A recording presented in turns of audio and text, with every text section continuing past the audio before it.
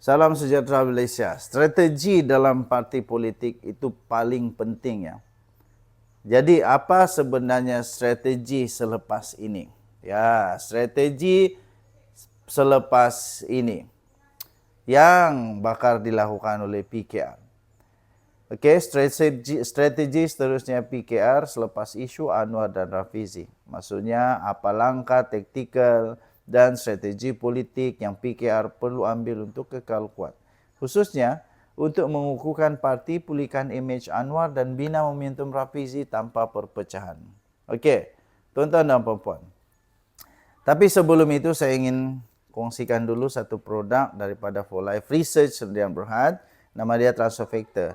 Produk ini adalah produk saintis. Produk ini adalah produk saintis. Produk ini adalah produk yang boleh meningkatkan imun badan anda sehingga 400% kekuatan tubuh badan untuk sembuh daripada penyakit dengan imun badan yang kuat. Bagi anda yang sihat, anda wajib makan Transfer Factor. Bagi yang sudah sakit, lagilah wajib.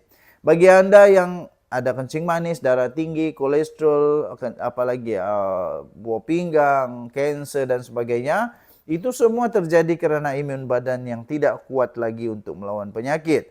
Kerana itu susah mau sembuh. Tapi dengan Transfer Factor yang memperkuatkan imun badan anda sehingga 400 kali ganda, anda ada harapan untuk sembuh.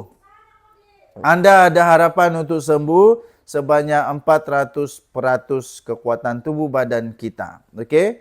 Jadi tuan-tuan dan puan-puan yang dihormati sekalian, bagi anda yang betul-betul serius mau sembuh dengan imun badan yang kuat dapat sembuh, sila telefon saya atau email pula atau WhatsApp saya di nombor ini. Okey? 2 branding strategi. Jangan jaga 2 imej sekaligus. Kita teruskan. 1, Anwar, simbol kesabaran, kebangsaan dan perpaduan. Manakala Rafizi pula simbol reformasi, idea baru dan suara muda. Kenapa penting? Jangan suramkan satu demi menaikkan yang lain. Gunakan Anwar untuk akar umbi konservatif dan luar bandar. Rafizi untuk kawasan bandar dan media sosial. Nombor 2, turun ke akar umbi Melayu bukan hanya di media sosial. Anwar dan Rafizi mesti ke kampung. Ya, Anwar mesti ke kampung. Felda, Surau, Pasar Malam. Rafizi perlu ubah imej pemimpin elit bandar, pemimpin rakyat biasa. Fokus kepada negeri seperti Kedah, Kelantan, Perlis, Terengganu, Johor, luar bandar. Nombor 3, tingkatkan jentera naratif media, lawan sentimen PAS dan Perikatan Nasional. Bina naratif tim khas untuk menjawab propaganda di TikTok, Facebook dan WhatsApp. Contoh serangan kononnya Anwar pro DAP liberal. Jawab dengan video pendek ataupun dengan grafik atau testimoni rakyat.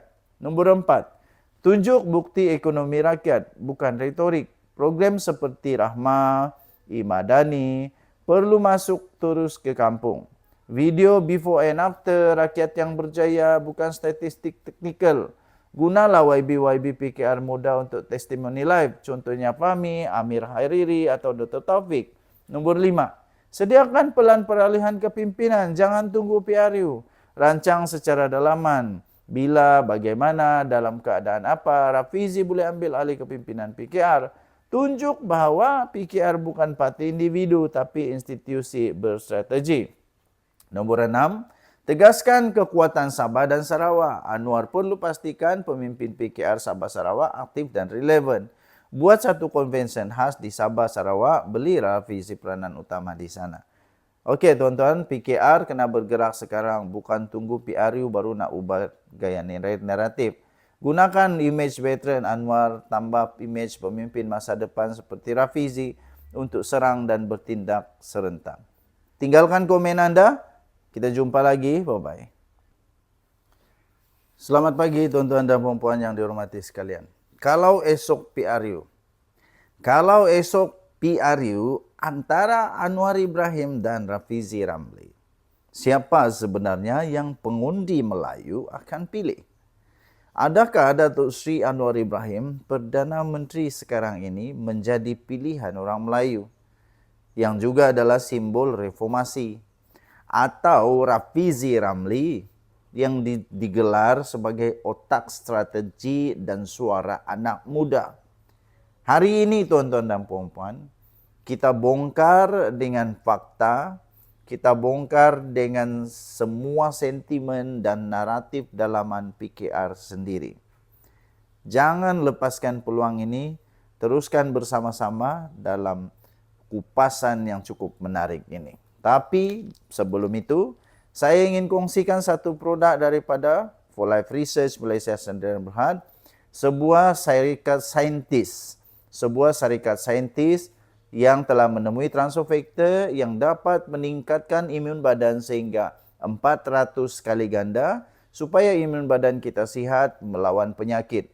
Bagi anda yang memang sudah ada masalah kencing manis, darah tinggi, kolesterol, buah pinggang, kanser, sakit mata, sakit telinga, sakit paru-paru, sakit lelaki, sakit perempuan, lemah tenaga batin, apa saja penyakit disebabkan kerana imun badan yang lemah.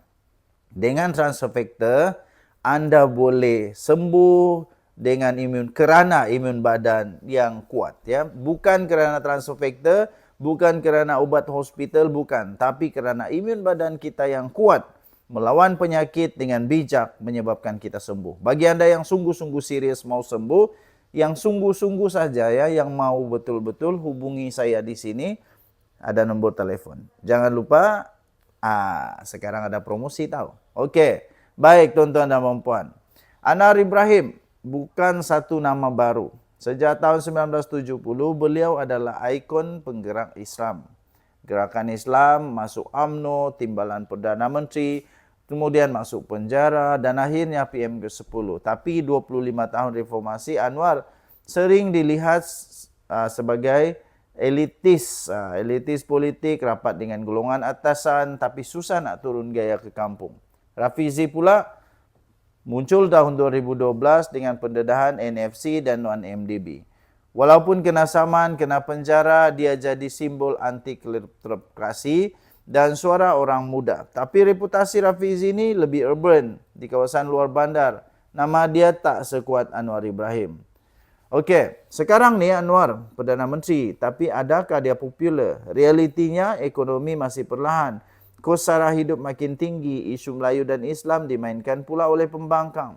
Manakala Rafizi Ramli pula adalah Menteri Ekonomi, tapi banyak idea dia tak sampai, banyak idea dia tak sampai ke akar umbi. Contohnya dana madani, rahmakat, tapi rakyat tanya, kat mana manfaat sebenar? Okey. Namun begitu, pengundi muda dan kelas menengah lebih suka gaya Rafizi yang tenang, berfakta, digital savvy. Sementara Anwar pula dilihat bercakap terlalu panjang, banyak retorik, kurang hasil yang cepat dan sebagainya. Undi Melayu, siapa lebih diterima? Anwar pernah menjadi dominasi undi Melayu luar bandar, tapi sejak tahun 2018 sokongan itu merosot. Naratif liberal pro-DAP, anti-Melayu kian kuat dilemparkan oleh pembangkang. Rafizi pula jujur dan belum diuji secara penuh dengan pengundi Melayu luar bandar. Dia kuat di Lembah Kelang, di Subang, Pandan dan kawasan bandar. Jadi, siapa lebih kuat? Jawapannya, tuan-tuan dan puan-puan, bergantung kepada siapa yang boleh menang naratif Melayu Islam dalam 2 tahun yang akan datang ini. Tuan-tuan, PKR dalam dilema sekarang. Ada cakap-cakap dalam PKR sendiri yang Rafizi ini patut jadi PM ke-11. Tapi mustahil kalau tak ada sokongan akar umbi luar bandar dan Sabah dan Sarawak. PKR sekarang kena buat pilihan. Kekal dengan simbol lama Anwar Ibrahim atau bina momentum dengan wajah baru Rafizi Ramli. Tapi kalau dua-dua jalan sendiri, parti ini boleh pecah. Dan itu akan beri ruang besar kepada Perikatan Nasional. Jadi, tuan-tuan dan puan-puan, antara Anwar dan Rafizi bukan soal siapa lebih popular, tapi siapa yang lebih boleh menjual idea kepada pengundi Melayu, luar bandar dan generasi muda. Nak tahu strategi seterusnya PKR? Jangan lupa tekan butang subscribe, tekan butang lonceng dan komen. Siapa pilihan anda? Anwar atau Rafizi? Tinggalkan komen. Bye-bye.